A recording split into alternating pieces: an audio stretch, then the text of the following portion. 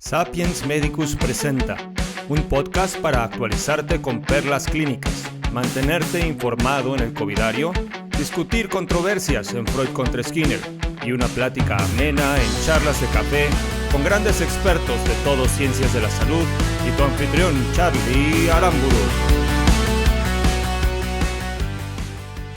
Bienvenidos a este séptimo episodio de la tercera temporada de Sapiens Medicus Radio. Yo soy el Dr. Charlie Aramburu, tu host, y como ya es de costumbre, tuvimos a grandes expertos hablando de temas padrísimos. Comenzamos en Perlas Clínicas con el Dr. Félix Vargas y con quien estuvimos platicando al respecto del manejo de la infección del tracto urinario complicada. Y pues es importante recordar todas las situaciones en las que ya se considera este tipo de infección como complicada y que no necesariamente hay que esperar a que el paciente esté pues con deterioro sistémico para poder catalogarlo como tal y poder actuar en consecuencia. También tuvimos a el doctor Iván Rodrigo Castedo, con quien platicamos actualidades de COVID-19, entre otras al respecto de la tercera dosis, vacunación en menores de edad y también con respecto a la combinación de vacunas. Así que pues es una actualización importante que no te puedes perder en Covidario. En Freud contra Skinner estuvimos platicando con el doctor Óscar Alejandro Callero Zubiate, quien es psiquiatra y con quien platicamos acerca del estrés, del síndrome de estrés postraumático en profesionales de la salud, secundario a situaciones de pandemia y violencia en nuestro país. Y terminamos el episodio platicando con el nutriólogo Miguel Mesa Pluma, con quien pudimos charlar al respecto de nutrición en VIH-Sida y bueno, que la enfermedad en el aspecto nutricional se ve afectada desde el aspecto médico, pero también desde el social. Así que no te puedes perder este programa y comenzamos. Comenzamos este séptimo episodio de la temporada y bueno, tenemos a un invitado padrísimo para hablar de este primer tema. Vamos a tratar algo que es bastante común, pero donde siempre cometemos ciertos errores y que debemos estar completamente al día. Creo que hay algunos puntos que tenemos que resaltar y eso lo vamos a hacer el día de hoy. Se trata de la infección de tracto urinaria complicada y su tratamiento. Y para ello tenemos a un invitado, como les decía, padrísimo. Él es médico cirujano y partero por la Universidad de Guadalajara. Hizo su especialidad en urología en la misma universidad. Es docente de clínica quirúrgica de urología en una universidad privada aquí en la ciudad de Guadalajara. Y además está certificado por el Consejo Mexicano de Urología y tiene dos estancias, una estancia formativa en urooncología y trasplante renal por la Fundación Pichberg y otra en gabinete de laparoscopía Urobionic, también por la misma institución. Tenemos con nosotros al doctor Félix Vargas. ¿Cómo estás, doctor? Muy bien, Carlos. Un placer estar aquí con ustedes. Bueno, empezando por la diferencia entre complicada y no complicada. Okay. Las infecciones de vías urinarias no complicadas son infecciones clásicamente en mujeres. ¿Sí? Ya desde que son hombres ya es complicada, ya piensas en otras posibilidades, sí. Sobre todo prostatitis, por ejemplo, en hombres, que ya cambia totalmente el esquema. Pero en el caso de las infecciones complicadas, el tan solo estar dando un antibiótico que no te respondan después de 7 días de tratamiento, ya, esto ya es complicado. Aún sea su primera infección de vías urinarias, aún esté estructuralmente y funcionalmente perfectamente normal, va a ser ya infección de vías urinarias complicada. Otro detalle que también nos puede encender las alarmas es que tú le des un antibiótico, no mejora a las 48 horas, le das otro antibiótico, no mejora, esto ya la vuelve una infección de vías urinarias complicada. Otra, está 48 horas en el hospital, trae una infección de vías urinarias, ya se considera una infección de vías urinarias complicada.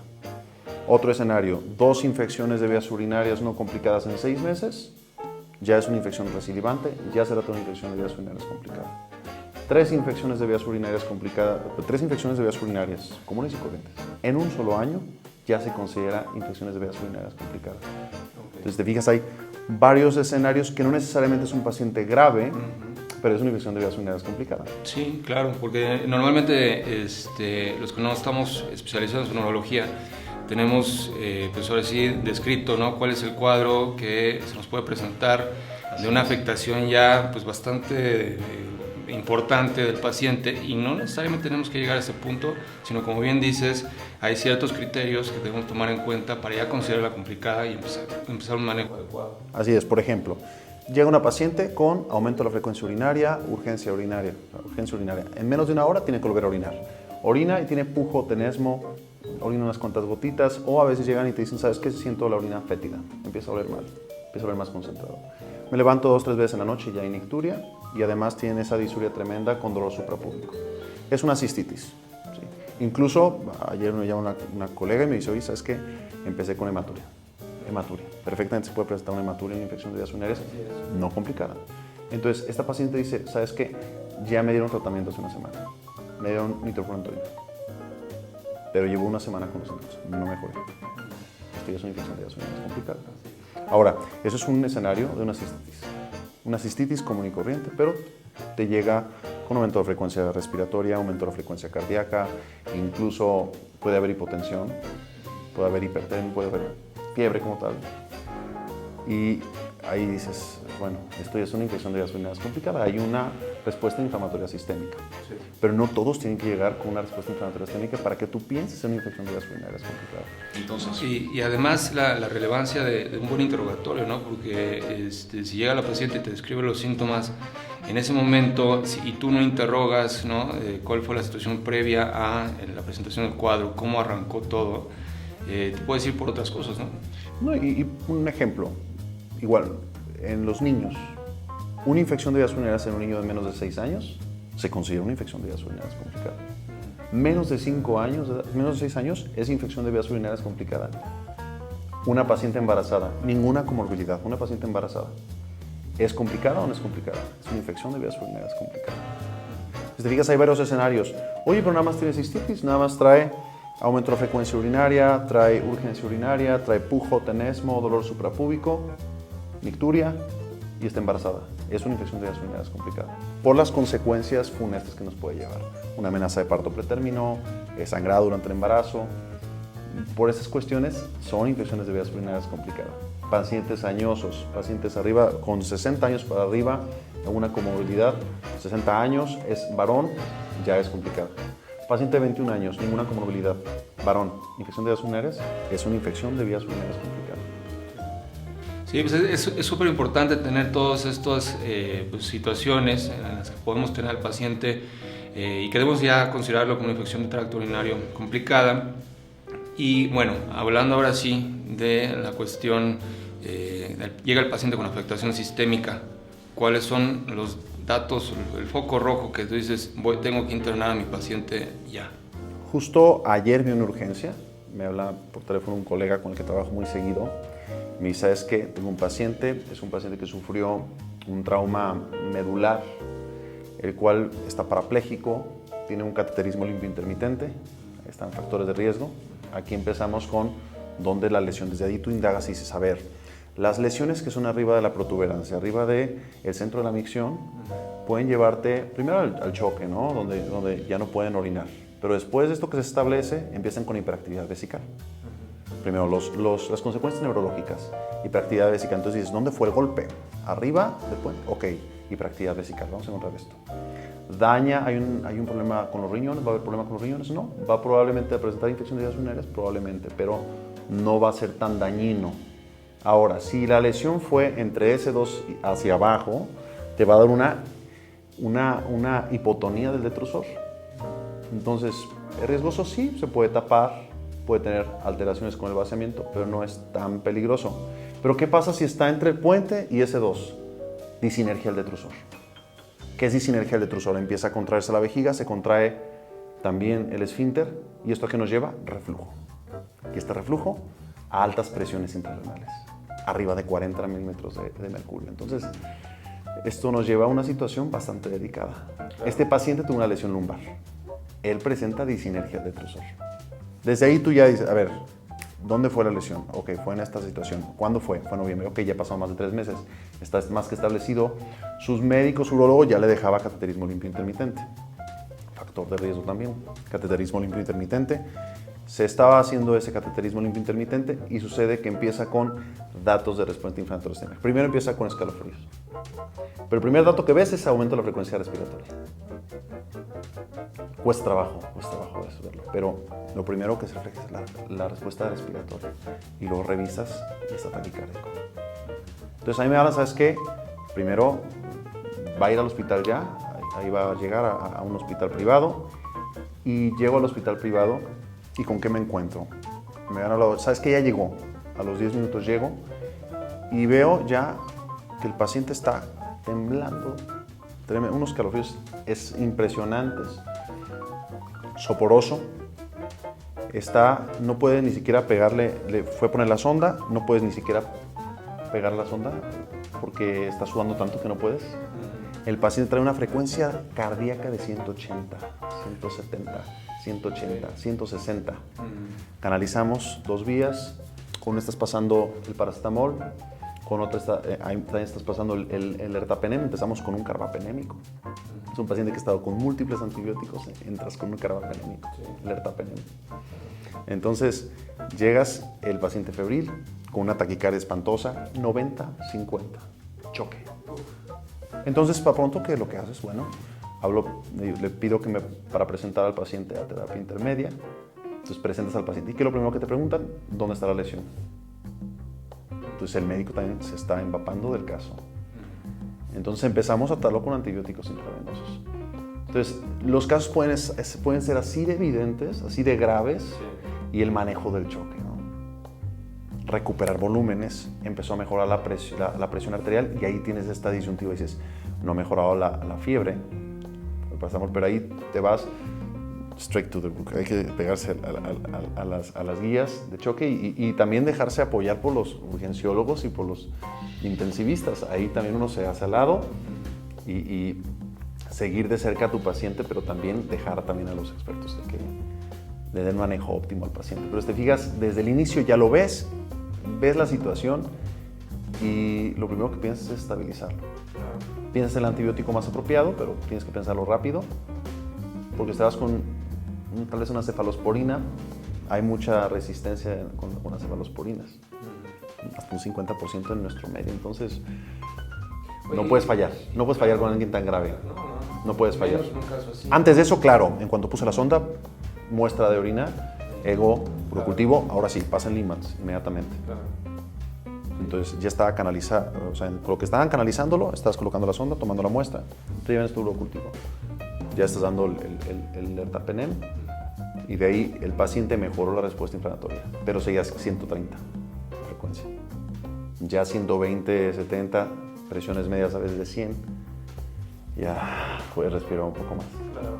Sí, pero son esos casos tan escandalosos como el que me tocó vivir anoche, y hay casos tan sencillos como un paciente masculino con aumento de la frecuencia urinaria, urgencia urinaria, sensación de no vaciar bien la vejiga, disconfort al eyacular, nicturia y dolor entre el periné, mal localizado, suprapúbico. Ves ahí criterios de prostatitis. No es necesaria una prostatitis aguda, ¿sí? No te da datos de respuesta inflamatoria isquémica, pero ya es un paciente con una infección de vías urinarias complicada. Así es. Le das el examen general de orina, le das un urocultivo y sale una infección. Entonces, cuando tú piensas cuando ves un paciente masculino, ya es infección de vías urinarias complicada. Claro.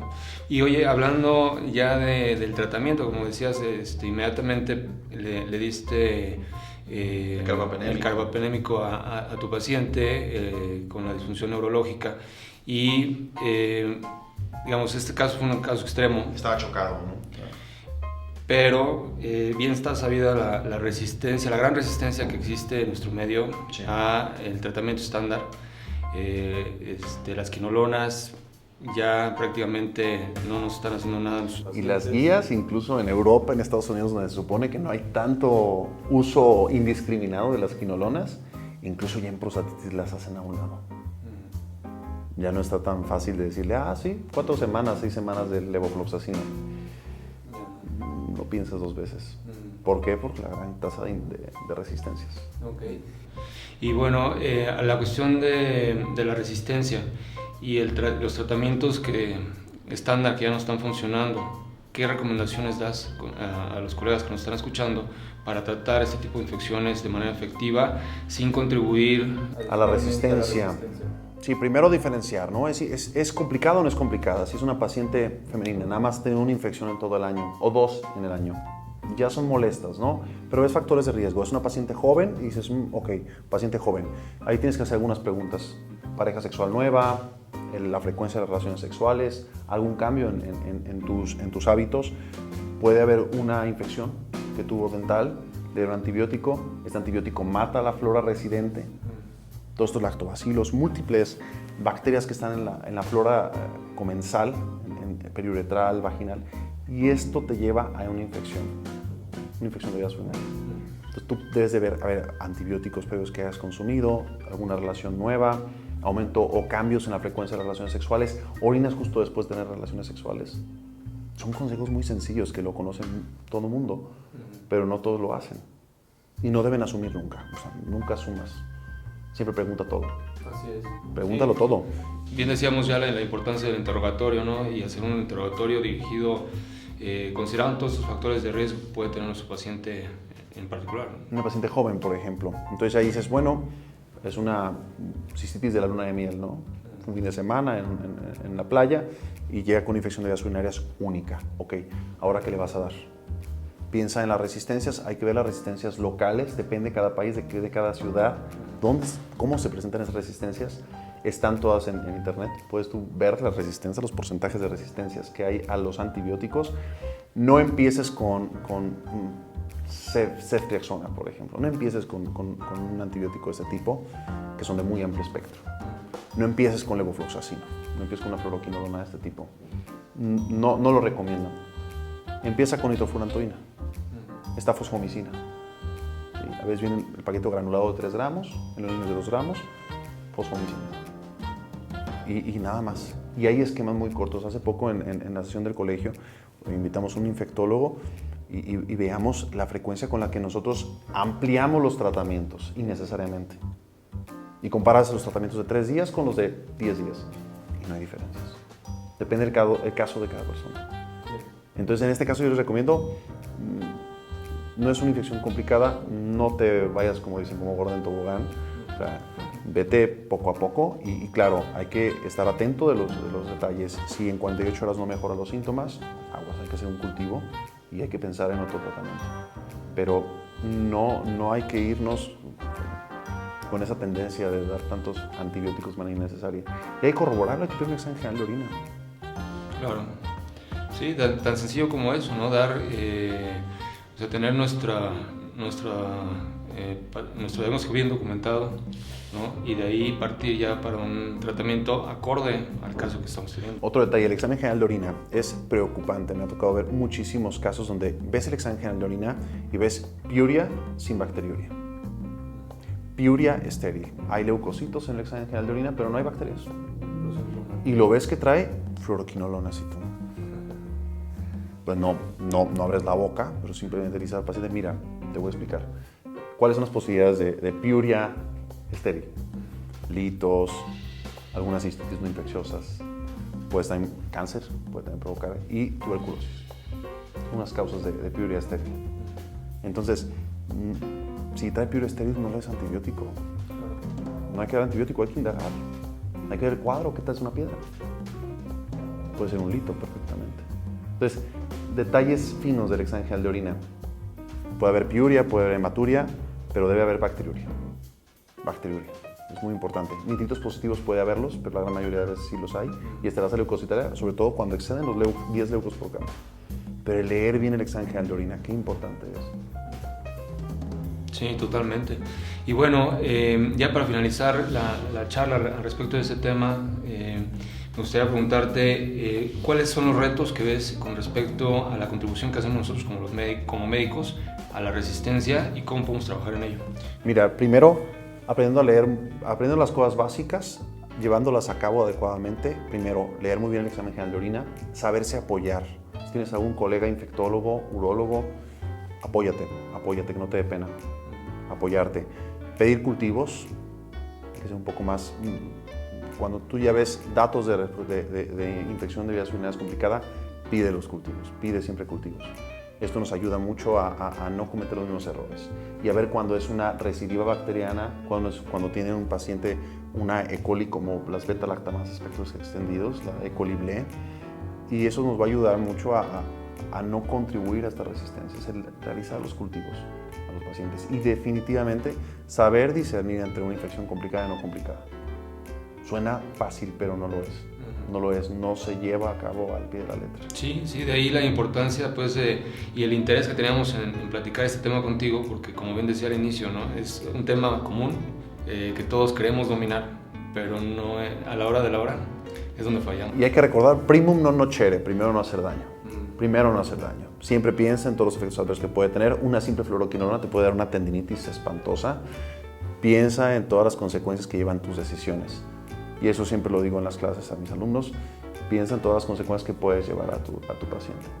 Pues sí, así es. Y pues ahí está el doctor Félix Vargas. ¿Cómo te pueden contactar, doctor, para seguir el diálogo? Me pueden encontrar en YouTube, tengo mi canal. Es un canal bastante sencillo para gente en general, pero puede servir a ustedes también como médicos. Vienen así como Dr. Félix Vargas, Urología Guadalajara. Dr. Félix Vargas, Urología Guadalajara en YouTube. Estoy en Instagram como Dr. Félix Vargas. Es un poquito mixto, porque si no dejan de verme y de seguirme. Y en Twitter también estoy como Dr. Félix Vargas. Ok, perfecto. Pues ahí está el doctor Félix Vargas. Muchísimas gracias por habernos acompañado en este episodio y esperamos tenerte pronto de nuevo aquí con nosotros en Sapiens Médicos. Muy pronto, un placer. Gracias, doctor. Gracias a ti. Continuamos con el séptimo episodio de la tercera temporada de Sapiens Médicos Radio y entramos al segmento de Covidario con las actualidades.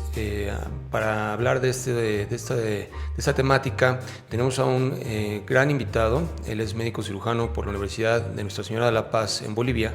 Es médico internista y especialista en infectología por la Universidad de Valparaíso. Es colega de nosotros, es divulgador científico, es docente universitario y ex consultor de la OMS. Tenemos con nosotros al doctor Iván Rodrigo Castedo. Bienvenido, doctor. Bien, gracias por la invitación, Charlie, y un gusto estar con tu audiencia.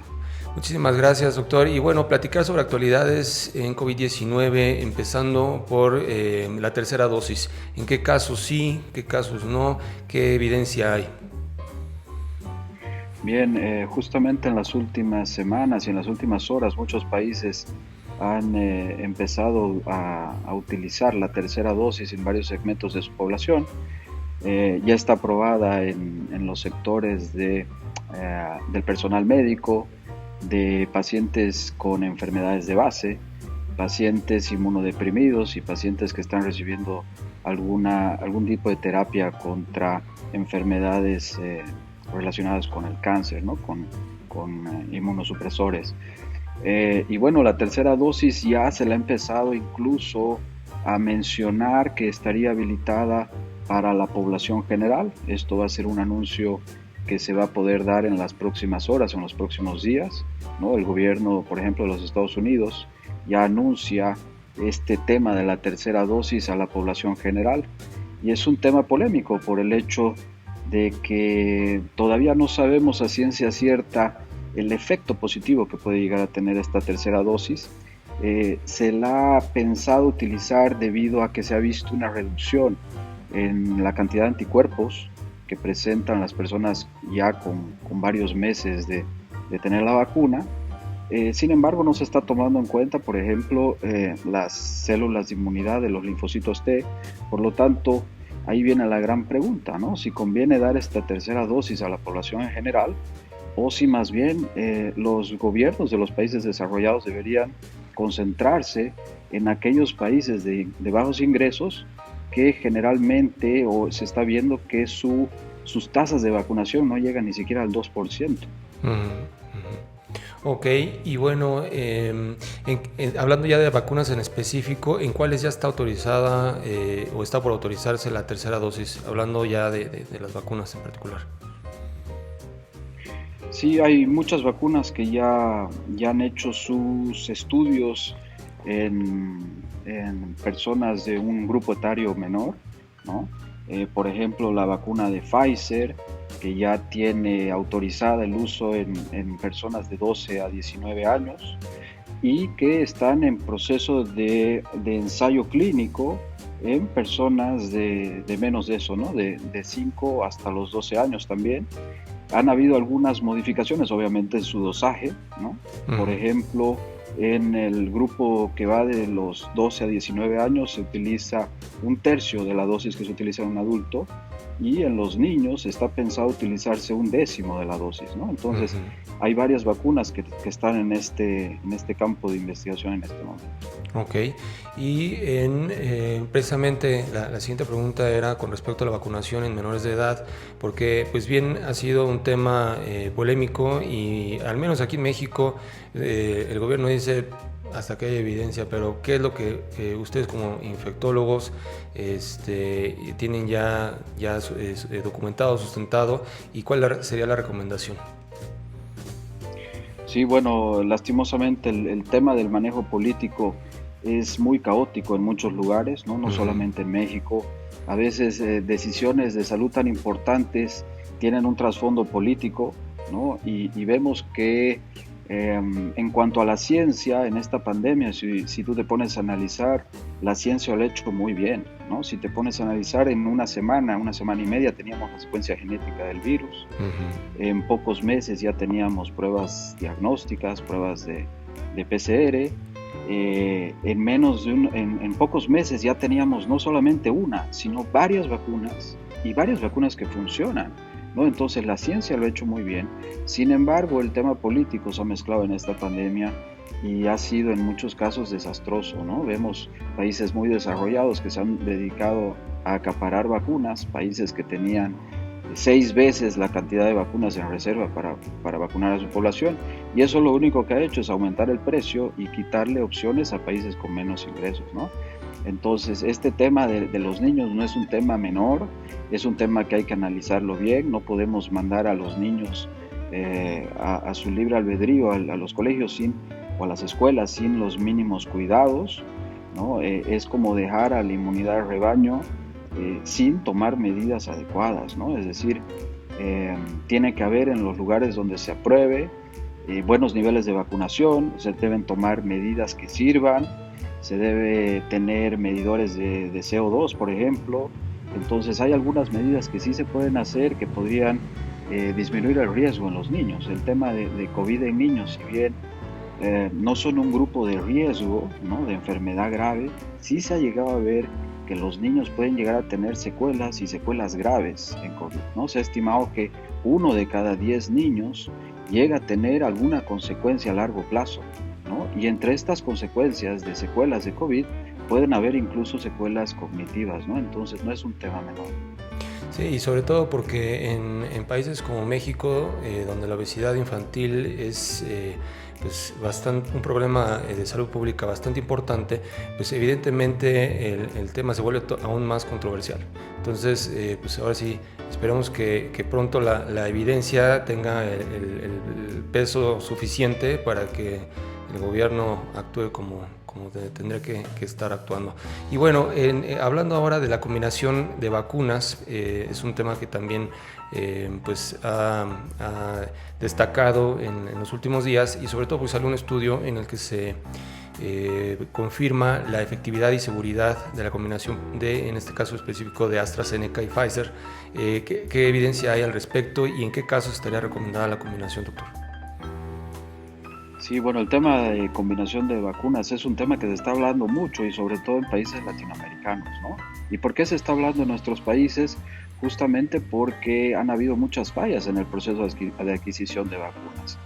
El tema de combinación de vacunas yo lo plantearía de esta forma. Lo ideal es que toda persona que se vacune con la primera dosis trate de hacerlo con la misma vacuna para su segunda dosis, ¿no? Es lo ideal, es lo que se ha probado, es lo que se ha testeado, es lo que está en ensayos clínicos. Ahora, lo que sí, cuando hay escasez de ciertas vacunas, lo que se está empezando a hacer es ver cómo funcionan estas vacunas. Y bueno, lo que sabemos al momento con toda la evidencia científica es que habrían buenos resultados, ¿no? Es decir, se ha probado, por ejemplo, el hecho de mezclar la vacuna de AstraZeneca con Pfizer, lo cual ha dado resultados robustos de inmunidad, ¿no? Tiene que ser en ese orden. Por ejemplo, se ha visto que haciendo Pfizer primero y AstraZeneca segunda no da el mismo resultado, es decir, depende de muchas variables. Se ha visto que esta combinación de vacunas funciona mejor cuando son vacunas heterólogas, es decir, vacunas de diferente plataforma vacunal. Funciona muy bien, ¿no? Por lo tanto, una vacuna de virus inactivado serviría muy bien con una vacuna de ARN mensajero. Entonces, la evidencia hasta ahora es escasa, pero es muy promisoria, ¿no? Muy promisoria. Yo creo que a futuro este tema de combinar vacunas va a ser lo que vamos a tener que hacer, ¿no? Ok, muy bien, pues ahí está el doctor Iván Rodrigo Castedo. Doctor, ¿cómo te pueden contactar para continuar el diálogo? Sí, bueno, yo trato de estar muy activo en Twitter, ¿no? Mi cuenta es Iván R. Castedo, @Iván R. Castedo, entonces las personas que quieran contactarse no hay ningún problema para ello. Excelente, pues muchísimas gracias por haber compartido este espacio con nosotros y bueno, estaremos buscándolo para participación en futuros episodios y que nos mantenga actualizados en este tema tan importante y que ya llevamos un ratito batallando sobre todo quienes están en la primera línea con los pacientes. Así es, no ha sido el placer todo mío estar en tu programa, Charlie, para cuando me vuelvas a requerir. Perfecto, gracias doctor y saludos hasta Bolivia. Gracias a ustedes, hasta luego. Hasta luego. Continuamos con el programa de esta ocasión en Freud contra Skinner y vamos a platicar de un tema, pues creo que está bastante vigente por la situación que estamos viviendo en nuestro país y que seguramente en otras partes de Latinoamérica se está viviendo en algunos otros contextos. Se trata del estrés postraumático secundario en profesionales de la salud en situaciones de pandemia y violencia. Bien es conocido que aquí en México pues, no nada más estamos viviendo la pandemia y muchos de nuestros colegas están atendiendo esta situación ya en la desafortunada tercera ola con la variante Delta y que pues, nos está yendo mal, ¿no? Es una situación de estrés continuo y que puede derivar en múltiples pues situaciones para nuestros colegas, además de que aunado a ello en ciertas regiones de México hay situaciones de violencia, pues podríamos llamar incluso violencia extrema, que se están viviendo. Ya hace poco fue muy sonado el caso de un pasante que falleció en un ataque en Fresnillo, Zacatecas, y así como eso, pues se vive diario, en particular en el norte del país,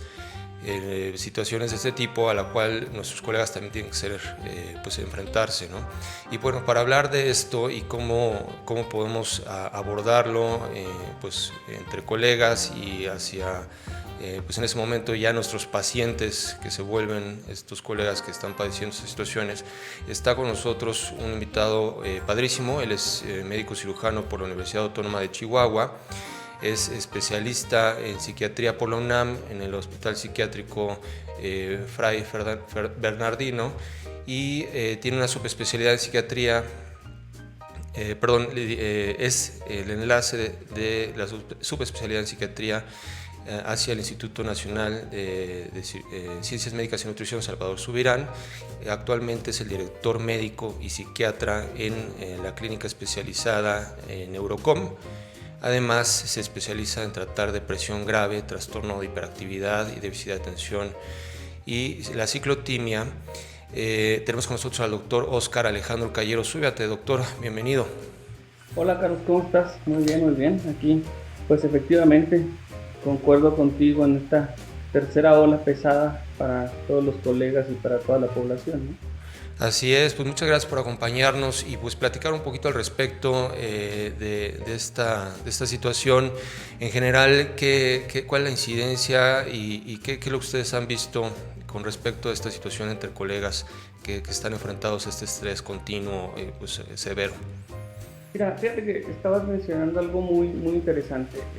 Una de las cosas a las que nos hemos enfrentado la mayoría de los médicos y el personal sanitario es la violencia justamente externa y la violencia extrema desde aproximadamente esto pues lo sabemos, tenemos casos aislados o datos desde que tenemos uso de razón del servicio social. Sin embargo, alrededor del 2011 o 2012, fíjate que hubo comunidades abandonadas en Durango, en Tamaulipas, justamente por este tipo de situaciones en donde los médicos ya no querían, sobre todo el servicio social, ya no querían hacer visitas domiciliarias.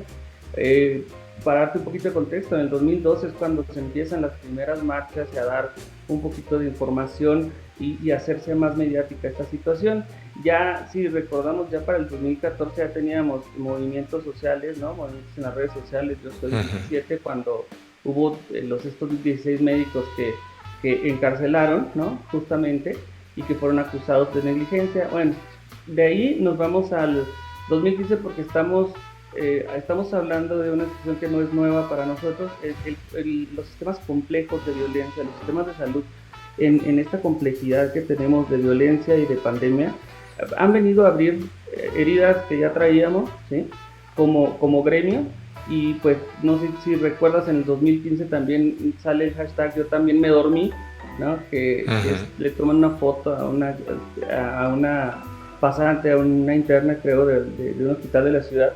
Y hubo mucho apoyo, siempre ha habido apoyo de la comunidad. Sin embargo, pues ya justamente hacia el 2017, 2018, prácticamente teníamos índices de violencia importantísimos. Se empieza a tomar medidas por tanto medidas externas por parte de las autoridades como medidas internas por parte de los sistemas académicos de cada una de las universidades que pues mandan pasantes a lugares de violencia, en donde tú sabes que es prácticamente muy complejo a veces las visitas domiciliarias, que te lleguen con amenazas. Pero bueno, esto es parte de una situación que hemos vivido desde 2007 aproximadamente. Empieza este aumento en la violencia, viene la pandemia y nos trae, ¿no?, de cabeza, porque si recuerdas también el año pasado hubo algunas, cuando se da en el 2020 la noticia en marzo que nos encierran, empezaron como el rechazo hacia ver enfermerías. Hubo hasta una enfermera que fue muy sonado y los medios lo tomaron mucho, y entonces se empezó a dar incluso transporte, seguridad a los hospitales, porque estábamos en esta transición en donde pues a principios del año se estaba hablando de 90 denuncias por parte de personal médico en cuestión de violencia y de depresión, ¿sí? Cuestión de violencia hacia personal médico. Y de alguna manera, interesantemente, para los primeros de abril del año pasado, CONAPRED en un solo día tuvo 144 denuncias, y estaban muy sorprendidos porque eran los que más o menos recibían a la semana, y sobre todo era personal médico pues de primera línea, ¿no? Esto hace que de alguna manera trabajemos contracorriente y estemos obligados a ciertos momentos. Sobre todo, se los comento yo, en psiquiatría estamos un poquito más tolerantes hacia el manejo del paciente difícil y familiar difícil. En otras especialidades no. Urgencias, yo creo que es también otra de las que se avientan, ¿no?, en estos momentos, pero de alguna manera empezó a dar un desgaste constante a los médicos y empezaron a ver pues dirían en mi rancho en Chihuahua, una desbandada. O sea, empezaron a salir muchas, como personal médico en general, tomo enfermería, camilleros, médicos, y justamente este desgaste ya venía por aguantar y tolerar cierto tipo de condiciones de trabajo, en donde pues ahorita estamos, justo hace unas horas dieron una noticia que otra vez estaban aumentando los casos de médicos, que éramos el país número 1 otra vez en casos de médicos con infección.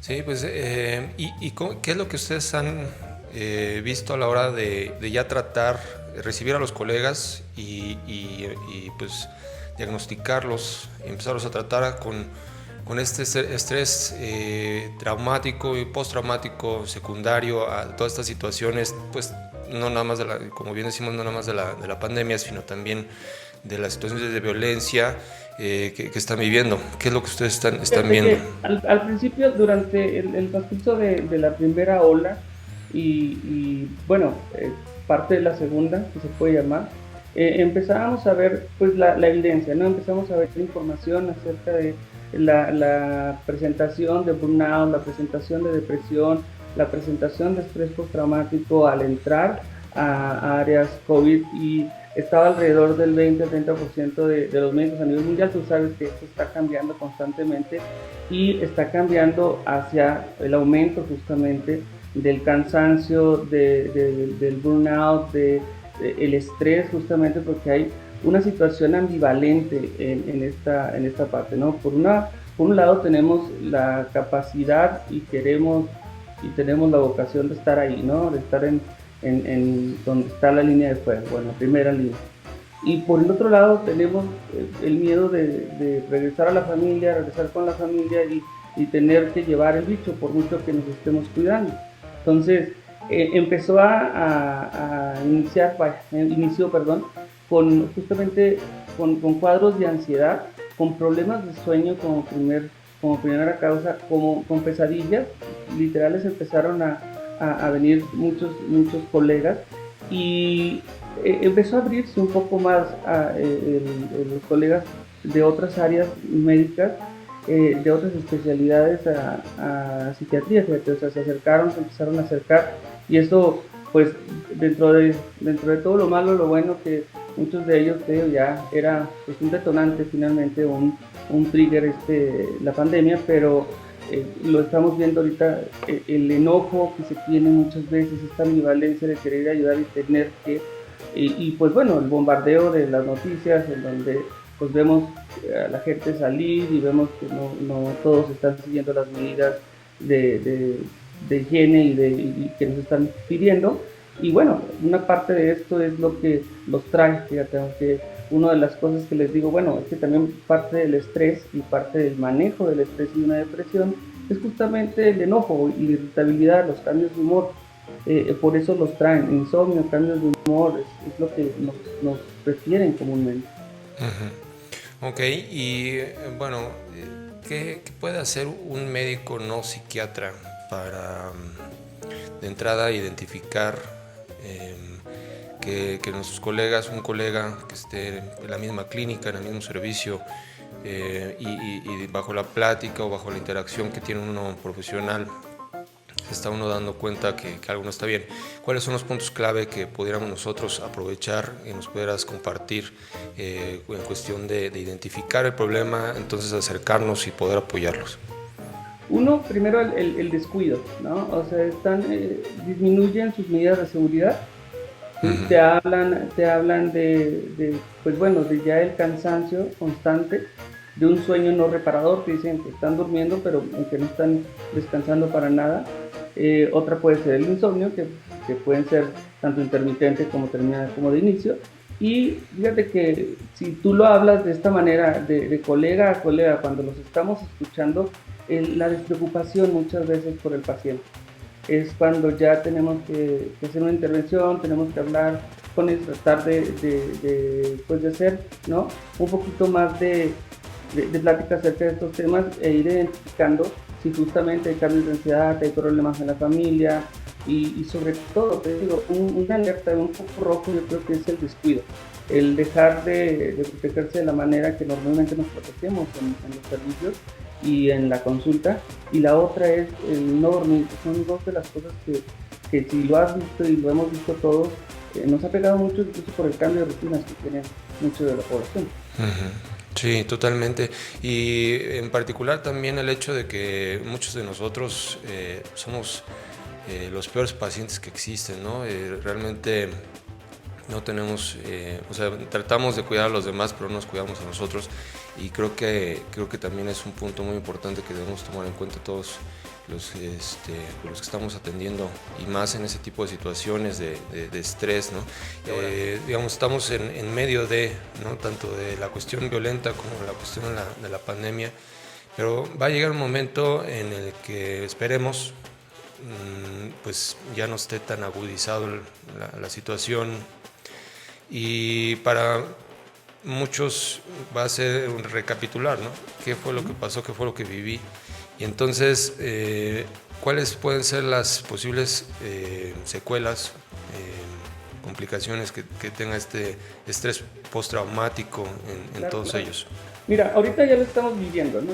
Lo estamos viendo cada vez que hablamos de la tercera ola, de la mayoría de la gente que está, digo, en la primera línea, está justamente otra vez con pesadillas de entrar a las áreas COVID, las reconversiones temporales, ¿no? de los hospitales, la formación, el miedo a perder la formación académica o perder un poco más de tiempo hacia la formación académica también está vigente en muchos residentes, ¿no? Justamente la negación hacia que no está pasando algo también, y eso se acompaña del descuido, problemas de sueño, irritabilidad, cambios de humor, pero sobre todo al pendiente de algo que es esta hostilidad que manejamos, que podemos manejar en cierto momento hacia cierto trato con los pacientes, que nos ha traído en muchas ocasiones, ya lo has vivido y lo hemos vivido todos, yo creo, por el mismo desgaste, empezamos a tener problemas en diferentes áreas del trato hacia el paciente, con los familiares, y ahí es donde tenemos que poner, ¿no?, a trabajar a toda el área de psiquiatría y de salud mental para que, pues, dar un apoyo de manera indirecta. Ahora, es prácticamente, Carlos, lo mismo si te lo digo pasando esto, porque sabemos que de alguna manera esto va a ser cíclico, vamos a entrar en un estado como estable, al igual que pasó con la pandemia en 2009, al igual que ha pasado con otras pandemias, justamente en donde pues ya se estabiliza y se regulariza, pero pues no nos va a quedar siempre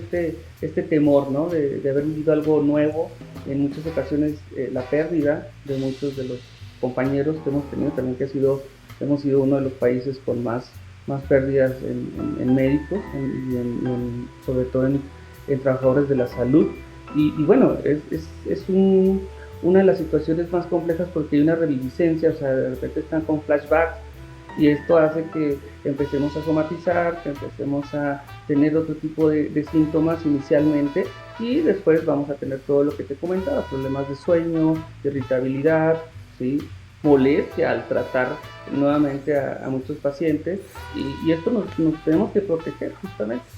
Pues ahí está el doctor Óscar Callero Zubiate con el tema de estrés postraumático en profesionales de la salud en situación de violencia y pandemia. Doctor, ¿cómo te pueden contactar para continuar el diálogo los colegas? Mira, en @ de Dr. Neurocom, así en Twitter me pueden buscar. En la página de Neurocom también pueden tener contacto, neurocom.com. Y justamente en estos dos vienen los teléfonos, ¿sí? Y en cualquier momento estamos para servirle a los colegas y al público en general. Ok, perfecto. Pues ahí está. Muchísimas gracias por haber participado en el podcast y seguimos en contacto. No, gracias a ti por la invitación, Carlos. Hasta luego. Hasta luego, Carlos. Bien, concluimos este séptimo episodio de la tercera temporada de Sapiens Medicus Radio con charlas de café, y vamos a platicar de un tema súper interesante. Se trata de la nutrición y VIH-Sida, y bueno, tenemos a un invitado padrísimo con nosotros. Él es nutriólogo por la Universidad Autónoma de Tlaxcala, con especialidad en tecnología e inocuidad en alimentos por la UAP. Además tiene un diplomado en nutrición renal por la misma universidad y diplomado en competencias digitales en salud y nutrición por la Fundación NutriMX. Actualmente se desempeña como nutriólogo renal en una unidad de hemodiálisis y también pues da su consulta privada. Ha desarrollado docencia a nivel superior en universidades de Puebla, Tlaxcala y Oaxaca como profesor investigador en el sistema SUNEO, y bueno, pues su área de nutrición está en la clínica como nutriólogo clínico y jefe de área en hospitales de Tlaxcala y Oaxaca. Tenemos con nosotros al nutriólogo Miguel Mesa Pluma. Bienvenido. Muy buenas tardes, doctor. Gracias por la invitación. No, pues gracias a ti por compartir este espacio con nosotros y platicar un poquito acerca de este tema que, pues si bien no todos los profesionales de la salud estamos en contacto diario con pacientes con VIH-Sida, sí es muy importante el tener esto presente para que en el caso dado podamos pues saberlo abordar y pues en caso de ser necesario referir con ustedes los expertos que, bueno, en el caso de VIH-Sida pues es un caso muy particular. Y bueno, para comenzar hablando del tema, el mayor requerimiento calórico que existe en estos pacientes, en particular en la coinfección, y pues es el mayor requerimiento calórico y también de micronutrientes. Algo muy importante que pasa con el paciente con VIH, hay que saber diferenciar una de las características. Recordemos que en la fase aguda del paciente con VIH y la parte crónica, la parte aguda como tal se van a estar presentando la pérdida de peso más del 10% de un paciente, y lo mismo como tú lo mencionas dentro del requerimiento, la fiebre, las náuseas y quizás el vómito hacen una pérdida gradual de este peso. Posteriormente, ya en la fase crónica como tal en el paciente, hay una pérdida exagerada. Actualmente el doctor Iván Osuna, que está en el Instituto Nacional de Enfermedades Respiratorias, ha hecho una formulación o una estimación del requerimiento, siempre y cuando el paciente tenga un apego a los tratamientos antirretrovirales. Algo que también tenemos que rescatar de esta parte primordial, cómo poder intervenir o hacer la estimación de energía. Recordemos que también la nutrición es una parte individualizada y que se requieren ciertas características. El requerimiento de energía va a variar de acuerdo a la edad y sobre todo al grupo etario, ya sea masculino o femenino. Ok, y en el caso, por ejemplo, de pacientes asintomáticos, ¿cuál sería el promedio de requerimiento calórico adicional que está recomendado? En este caso, algo muy importante, como tú lo mencionas, es un paciente asintomático, ¿de acuerdo? También hay que considerar que valorar esa parte, si tiene o no hay un apego con medicamentos antirretrovirales. Si es así como un medicamento antirretrovirales, actualmente recordemos que existen dos esquemas. El que se viene manejando con Atripla mayormente, y ahorita uno de los que actualmente se está implementando en México es Vitalvi, que es uno de los medicamentos que en menos de 3 meses está generando la parte de indetectable. Pero una de las características de este medicamento es que genera el aumento o la parte de lo que es el requerimiento de energía. Se ha visto en pacientes con la parte aguda, la pérdida de peso, en menos de 3 meses están recuperando, pero no es un peso, no es un peso adecuado. Se ha visto, de acuerdo a los estudios y de acuerdo a la experiencia que he tenido, que de esos pacientes que tengo como desnutridos o bajo peso, en menos de 6 meses pasan de sobrepeso a obesidad, y eso se debe mayormente al tipo de esquema. Y como tú lo puntualizas con la pregunta, ¿cuánto es el requerimiento que se requiere aproximadamente? Es muy importante valorar esa parte. El tipo de... hay que hacer una evaluación centrada en cuestión de lo que es valorar hábitos alimenticios, un recuerdo de alimentos o frecuencia de alimentos, también el estilo de vida mayormente. Existe una escala para valorar el índice de los hábitos saludables en este tipo de pacientes, en el cual en esta escala se puede determinar si hay o no hay un buen estilo de vida. Con una escala arriba de 80 se puede determinar que es un paciente apegado o con buenos hábitos alimenticios. Con una escala de 50 menor a 50 se requiere ya una intervención nutricional, y eso es algo muy importante y que puntualizar. Se requiere de un equipo multidisciplinario, desde la parte de psicología, la parte médica y la parte de nutrición. Cada rol o cada profesional que esté involucrado en el proceso o en el equipo multidisciplinario para la atención con personas con VIH es súper importante. Pero ya centrándonos en lo que tú me preguntabas, la estimación es de 30 calorías por kilogramo de peso. Eso sería como que el estándar, pero hay que puntualizar que también se requiere lo que es valorar o no valorar si el paciente es la edad promedio de 40 años, y también el apego hacia el medicamento. Hay una fórmula que es muy parecida a la de Harris y Benedict. Recordemos que Harris toma en cuenta lo que es la talla, la edad y el sexo. Como lo mencionaba el doctor Iván Osuna, ha sacado o ha propuesto una fórmula en la cual hace el requerimiento de energía de los pacientes, donde valoramos masa libre de grasa, lo que es el medicamento como tal y la edad. Y ahí tenemos calorías en esta parte. Bien, ok, y en el punto particular de la coinfección y hablando todavía en específico de tuberculosis, Aquí pues tiene doble factor, ¿no? Para una pérdida de peso muy importante. ¿Cuál sería la manera de abordar esta situación de co-infección?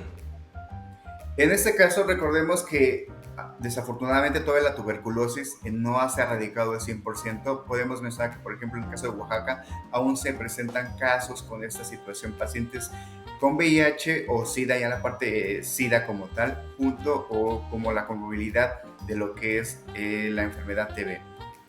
Tú lo mencionas y hay que ser muy puntuales en esta parte. Un paciente con tuberculosis mayormente siempre hay que estar reponiendo lo que son los líquidos o los electrolitos. Adicional a ello, recordemos que ciertos grados de temperatura, elevación de lo que es la temperatura corporal, va a haber un requerimiento extra de lo que es la energía. Entonces, en este caso, cuando tengamos un paciente, ya que hablamos de un segundo o tercer nivel, hay que valorar esta parte. Si el paciente todavía mastica o tolera alimentación, bueno, entonces hacemos el requerimiento de 35 kilocalorías o un poquito más, hay que valorar esa parte, más la reposición de los líquidos, ¿de acuerdo? Pero si el paciente ya no usa la vía oral, tendremos que utilizar ya una alimentación enteral o parenteral, pero es trabajar en conjunto con el equipo multidisciplinario.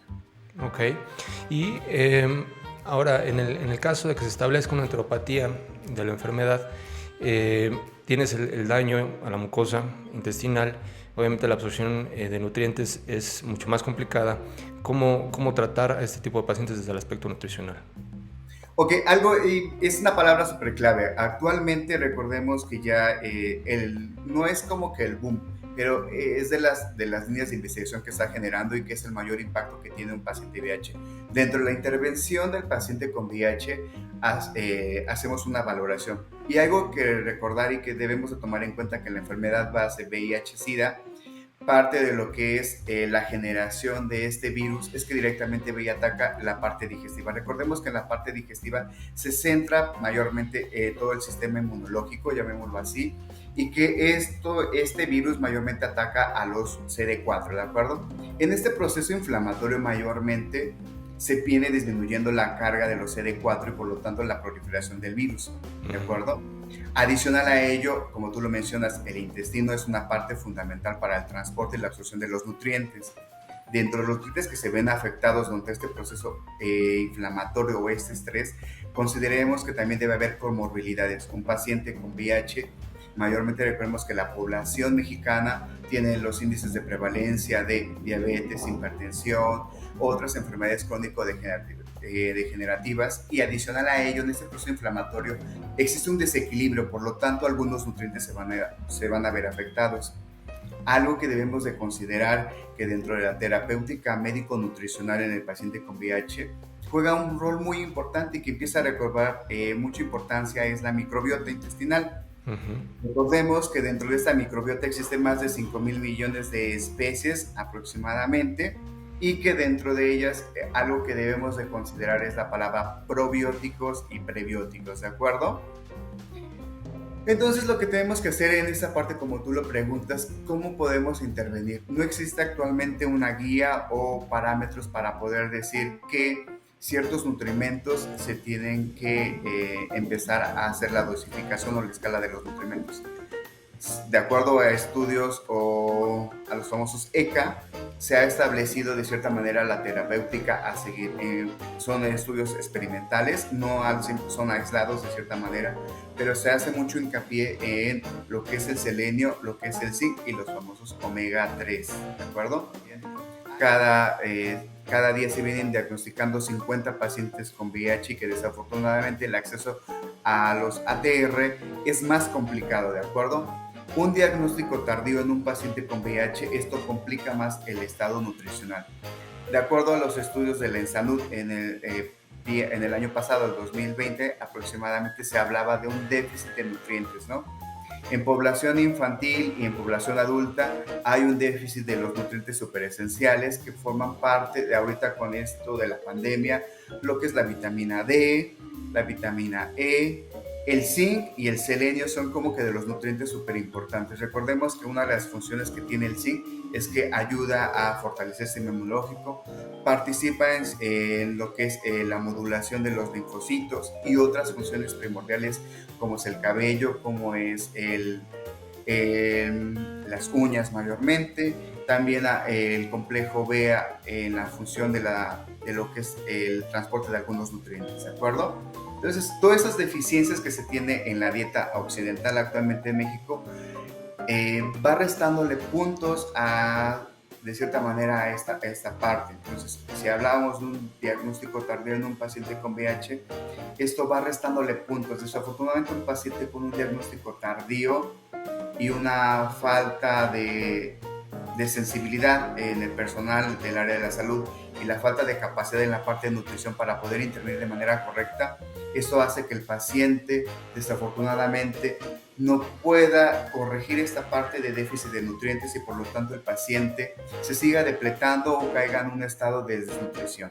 Ok, buenísimo. Y como bien decías, mencionaste el acceso al tratamiento antirretroviral, ¿no? Y metiéndonos un poquito a los aspectos sociales, porque bien la intervención nutricional en pacientes con VIH-Sida tiene el aspecto médico meramente y el aspecto social. Entonces, en cuestión del aspecto social, ¿qué retos existen y cómo podemos nosotros contribuir, seamos médicos, enfermería, nutrición, cómo podemos contribuir a esta situación?